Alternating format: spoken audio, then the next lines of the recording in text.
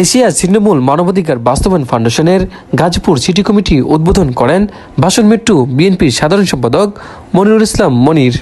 Asia ছিন্নমূল মানবাধিকার বাস্তবায়ন foundation সাধারণ ছিন্নমূল মানুষদের মানবাধিকার রক্ষায় কাজ করে থাকে।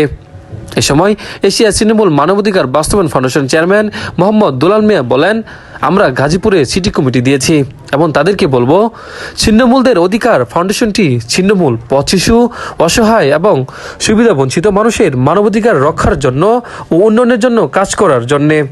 তারা এসব মানুষের আইনগত অধিকার, নিরাপত্তা, স্বাস্থ্যসেবা, শিক্ষা ও বাসস্থানের সুযোগ নিশ্চিত করার জন্য বিভিন্ন কার্যক্রম পরিচালনা করবে।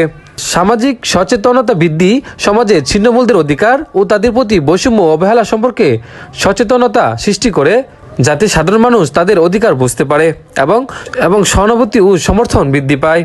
আরও বলেন, ফাউন্ডেশনটি ছিন্নমূলদের পুনর্বাসন দক্ষতা বৃদ্ধি এবং আত্মনির্ভরশীলতার জন্য প্রশিক্ষণ প্রদান করে থাকে, যাতে তারা নিজেদের পায়ে দাঁড়াতে পারে এবং সমাজের মূলধারায় ফিরে আসতে পারে। শুধু তাই নয়, তারা ছিন্নমূলদের জন্য আইনি সহায়তা প্রদান করে, যাতে তারা তাদের অধিকার রক্ষা করতে পারে এবং আইনগত সুরক্ষা পায়। এই ফাউন্ডেশনটির উদ্দেশ্য হলো সব মানুষের জন্য সামাজিক ন্যায় এবং মানবাধিকার নিশ্চিত করা, বিশেষত যারা সমাজে উপেক্ষিত অবহেলিত। এ সময় গাজীপুর সিটি কমিটির ঘোষণা করেন এবং তাবারক বিতরণ করেন গাজীপুর সিটি কমিটির সভাপতি মোহাম্মদ আব্দুল আল মামুন, সাধারণ সম্পাদক আলমগীর ওয়েসি, সাংগঠনিক সম্পাদক HM আমজাদ হোসেন। পরবর্তীতে বৃহত্তর নামের তালিকা প্রকাশ করা হবে এবং কমিটির কাজ বুঝিয়ে দিয়ে অনুষ্ঠান সমাপ্ত ঘোষণা করেন। সঞ্চালনায় দপ্তর সম্পাদক HM স্বাধীন জনি। প্রথমে ঘোষণা করছি গাজীপুর জেলা উদ্যোগে যে আমরা আজকে অনুষ্ঠানটা করতেছি, এটা শুধু জেলার জন্য নয়, এটা হলো গাজীপুর সিটি কমিটি।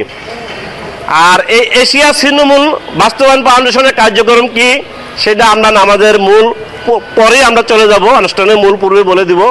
এখন গাজীপুর সিটি কমিটির এশিয়া ছিন্নমূল মানবাধিকার বাস্তবায়ন ফাউন্ডেশনের সম্মানিত সভাপতি হলেন মোহাম্মদ আব্দুল আল মামুন,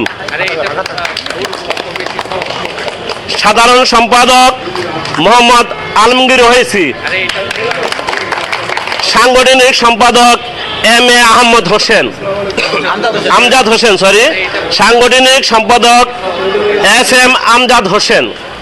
আমরা এই গাজীপুর সিটি কমিটির কার্যক্রম পরিচালনা করার জন্য মূল তাদেরকে আনুষ্ঠানিকতা চালিয়ে যাওয়ার জন্য আমরা এই 3 জনের নাম ঘোষণা করছি। পরবর্তী নামাজের পরে পূর্ণাঙ্গ কমিটি ঘোষণা করা হবে। ধন্যবাদ সকলকে। আমরা